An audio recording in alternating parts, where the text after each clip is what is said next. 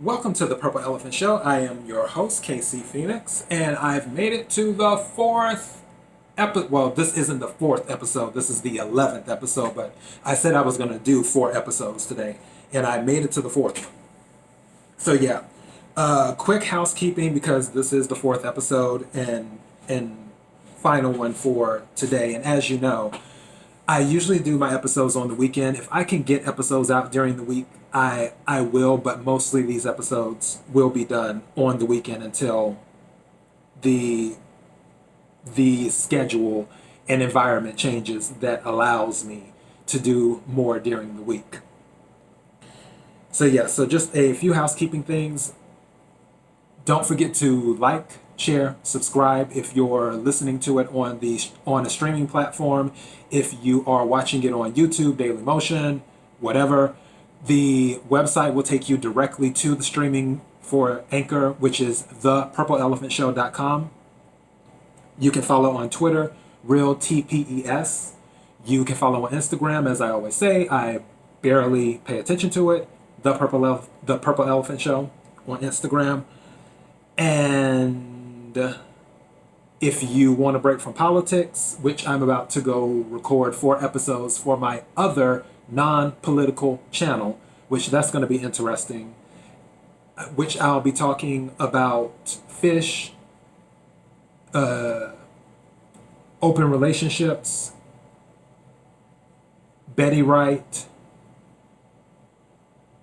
sleepwalking, and I think that's it for those episodes. Those should be the episodes I'm going to record. I'm not fully sure if I want to throw something else in there or change it around, but I think that's what I'm going to record for the other channel, which that one is Keeping It Real with KC, KIRWKC.com. That's all you have to type in, KIRWKC.com.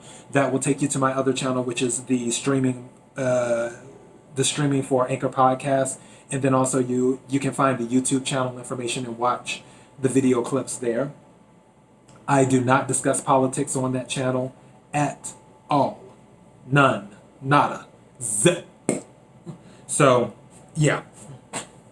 And that's just for people who want a break from politics, because I know I like a break from politics from time to time. I don't want to cover politics all the time and all this craziness, because it can be draining. Very. Anyways, now that housekeeping is out the way, let me go ahead and get into this. This isn't going to be a long episode. As the episode says, my instincts tell me that Bill Barr is livid for what's going on with President Trump and the whole Russia hoax.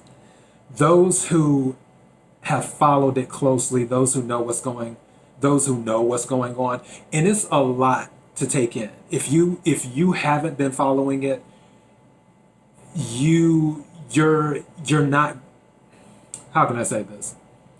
You more than likely will not be able to process everything that is there, because I've tried to explain this to some people and it just goes over their heads. Part of it is because they hate the president, and when you're blinded by hate, it usually suspends your critical thinking.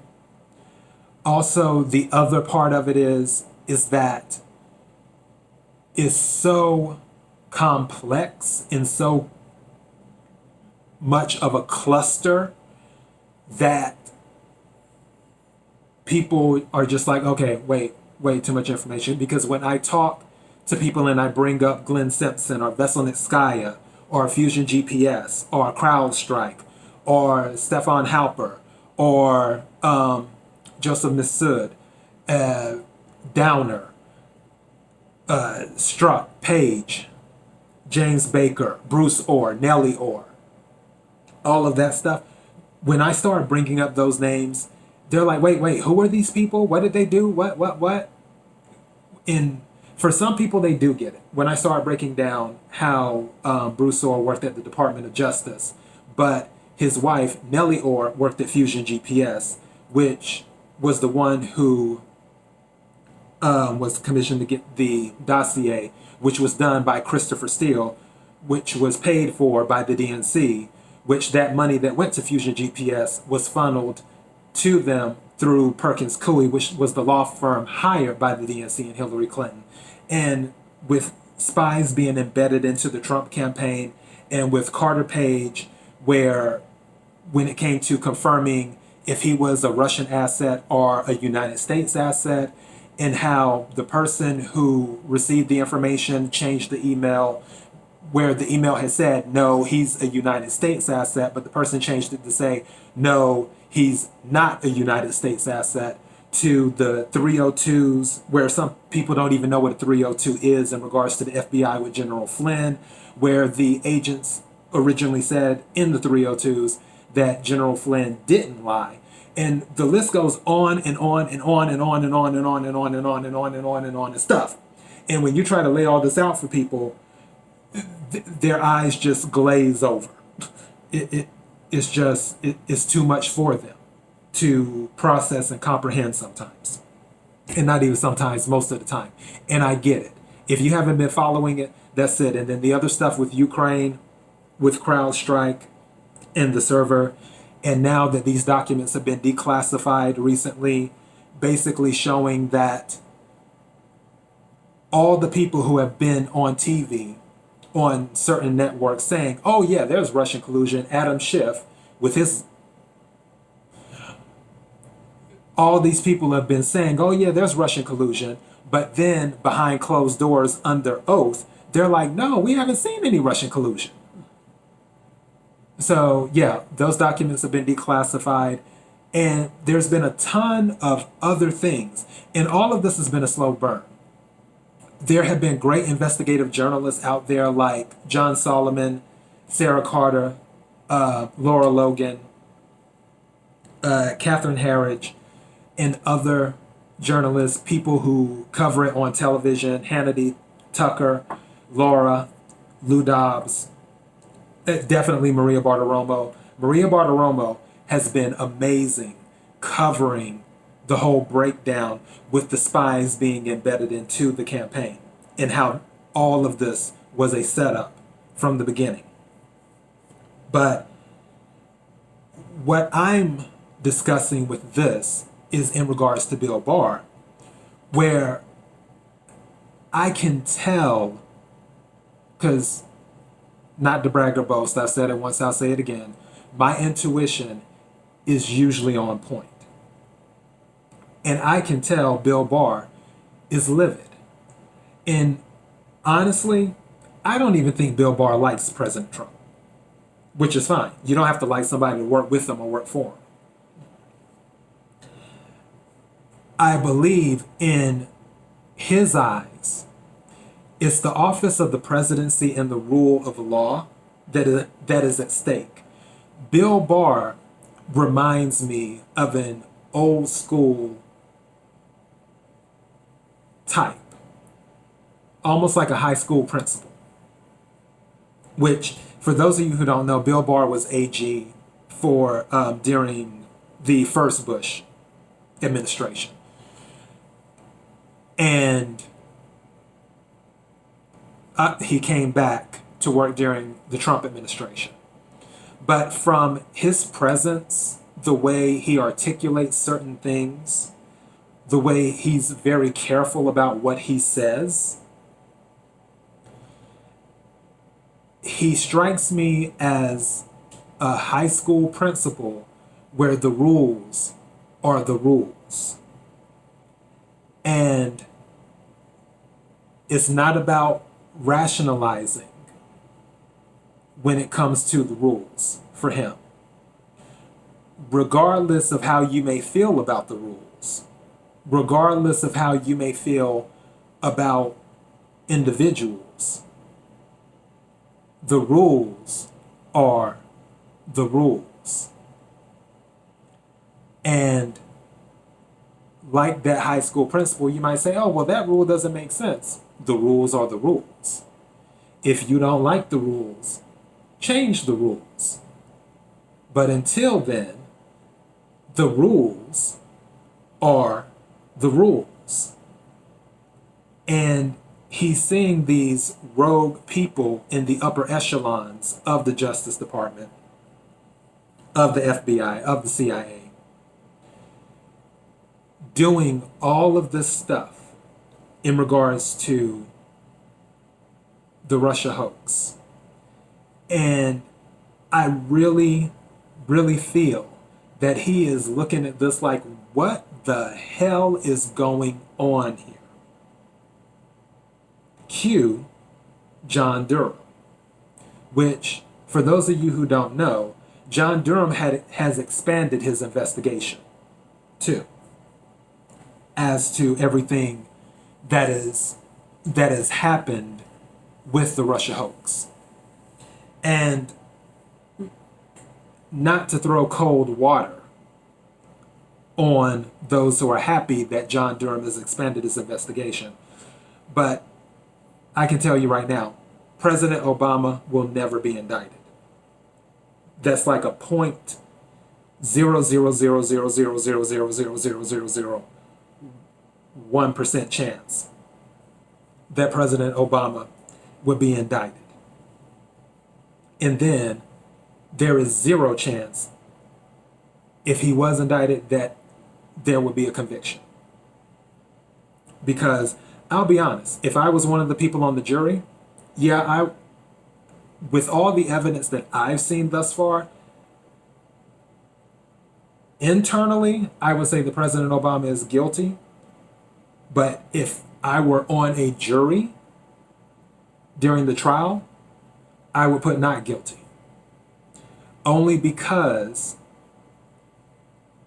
this is one of those things where the optics of the first black president, even though he's biracial, but these are minor details, of the first black president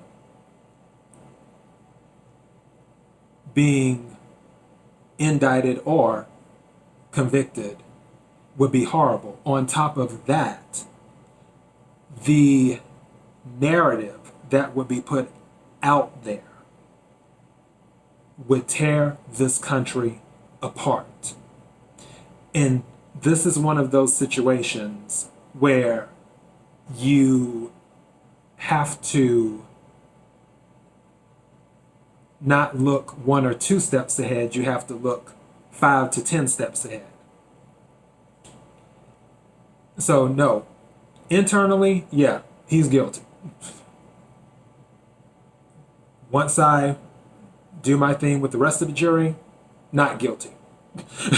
So, and that's just how I feel about it. Now, as for everybody else, when it comes to Comey, Clapper, Brennan, Strzok, Page, all of them, have at it. Have at it. Because what happened to President Trump was horrible. They shouldn't have done that to him. And as Bill Barr has seen this information come out, as he looks over the evidence, which is one reason why charges haven't really been brought against anybody. Because Bill Barr moves at a glacial pace, which I know President Trump doesn't like it. I know a lot of Trump supporters don't like it. Bill Barr is old school. I'm picking up that energy from him. He is old school. He is crossing his T's and dotting his I's, because if he brings a case, or should I say if John Durham brings a case, they have to make sure there is no room for error, because it will go to a more than likely biased courtroom, just like what happened with Roger Stone's situation, what happened to Roger Stone. As bombastic as Roger Stone is, I think he's hilarious, and I don't agree with everything Roger Stone does or says. However, Roger Stone didn't deserve what happened to him. So Bill Barr already knows that when John Durham gets ready to bring this case in the court, the deck is already going to be stacked against them. they're going to have to make sure everything is concrete, which is why John Durham and Bill Barr are moving at a glacial pace. But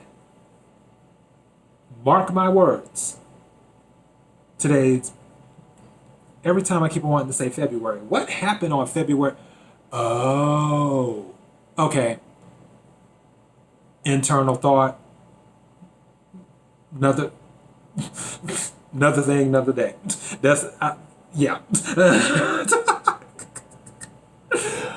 On May 17th, mark it down. Bill Barr is livid. My instincts tell me Bill Barr is livid. So, anyways, thank you so much for listening. I appreciate it. For those who want to continue to listen or watch the show, who are watching on YouTube, that's great. I